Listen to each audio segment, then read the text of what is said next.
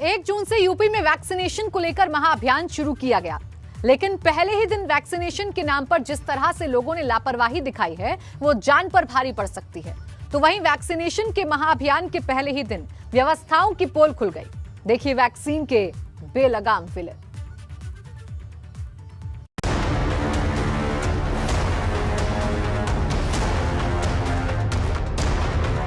Corona के खिलाफ UP में सबसे बड़ी जंग का आगाज हो गया है।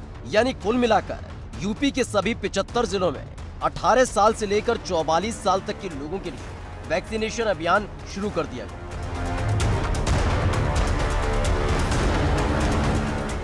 जैसे ही वैक्सीनेशन के इस महाअभियान की शुरुआत का ऐलान किया गया, लोगों के चेहरे खिल उठे थे और व्यवस्था करने वालों से लेकर व्यवस्था संभालने वाले तक सब दावे कर रहे थे कि गलती से भी गलती नहीं होगी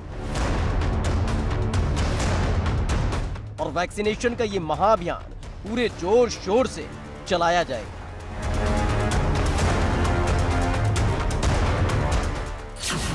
1 जून से शुरू हुआ वैक्सीनेशन।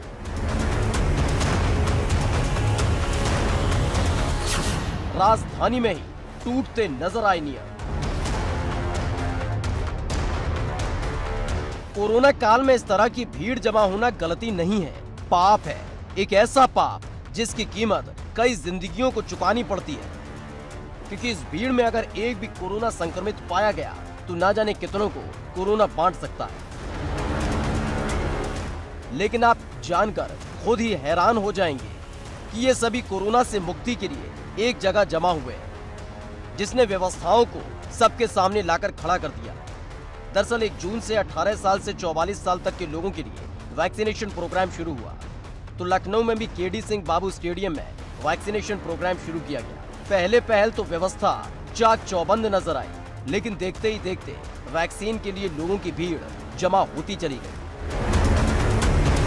इस दौरान लोगों ने सोशल डिस्टेंसिंग की जमकर धज्जियां उड़ाकर रखी। लोग एक दूसरे से धक्का मुक्की करते नजर आए। तो वहीं व्यवस्थाओं का हवाला देने वाले दूर दूर तक नजर नहीं आए।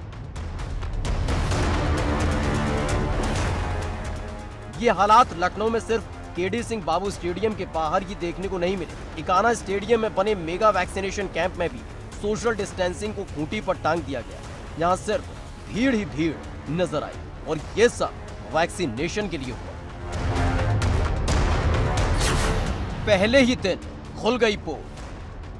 लखनऊ की इन भयावह तस्वीरों के बाद अब आपको दिखाते हैं आगरा की तस्वीरें, जहां भीड़ नजर नहीं आएगी, जहां सब कुछ व्यवस्थित नजर आएगा, लेकिन ऊपर से दिखने वाली व्यवस्था की निचली परत पूरी तरह से लापरवाही की कहानी बयां कर रही है।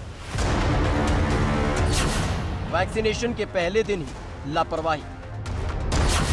वैक्सीन का इंतजार करते रहे लोग।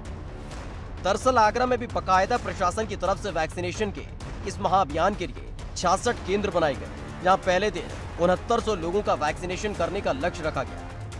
कर्मचारी वक्त पर पहुंच गए, वैक्सीन लगवाने वाले पहुंच गए, लेकिन तय वक्त पर वैक्सीन ही वैक्सीनेशन कैंप तक नहीं पहुंची। देखिए किस तरह से इसे लापरवाही कहें या इनको अभी तक जो वैक्सीन है वो मिली नहीं है।